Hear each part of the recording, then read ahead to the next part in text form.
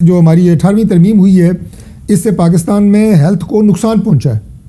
मैं खुद चूंकि प्रैक्टिसिंग डॉक्टर रहा हूं, आपने एक नेशनल पॉलिसी होती है, क्यों पाकिस्तान इस वक्त दुनिया का वाहिद मुल्क रह गया है जिसमें से पोलियो खत्म नहीं हो रही। अब अगर हुकूमत का वजीर पीपल्स पार्टी के साथ बैठ के कह रहा है कि 18वीं तरमीम से हेल्थ को नुकसान हुआ है, तो इसमें तो मेरे सवाल का जवाब कौन देगा?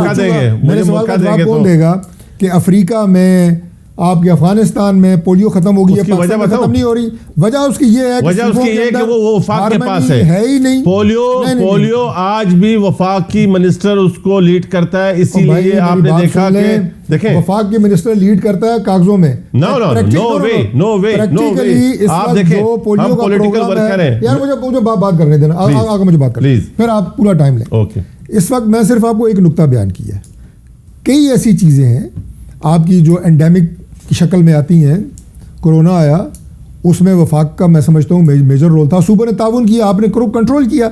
हम एक मैकेनिज्म की बात कर रहे हैं। मैं कतई तौर पे ये नहीं कर रहा कि हेल्थ लेके हम मरकज़ में ला रहे हैं, एजुकेशन ला के मरकज़ में ला रहे हैं, लेकिन एक फैसिलिटेशन की बात हो रही है कि अगर बैठ के political parties again with our allies कोई ऐसा मैकेनिज्म बन सकता है कि इन चीज़ों में हम अपने मुल्क की बेहतर खिदमत कर सकते हैं, तो करनी चाहिए। दिमाग बंद नहीं करने चाहिए जी। हम जनाब, अगर आप इजाजत दें, शहराम साहब इधर से जवाब ले लें। मैं हम भी आगा साहब को सुनना चाहते हैं। इसमें कोई जाती एजेंडा नहीं है। बाकी इसमें मजीद जो चीजें हैं 27वीं तरमीम में एक एक करके मैं एक्सप्लेन करूंगा। पहले आगा साहब बात जी। आगा साहब, बिल्कुल, मैं पहले ये वाली बात का जवाब दूं, फिर 27वीं तरमीम की दूसरी चीजों पे।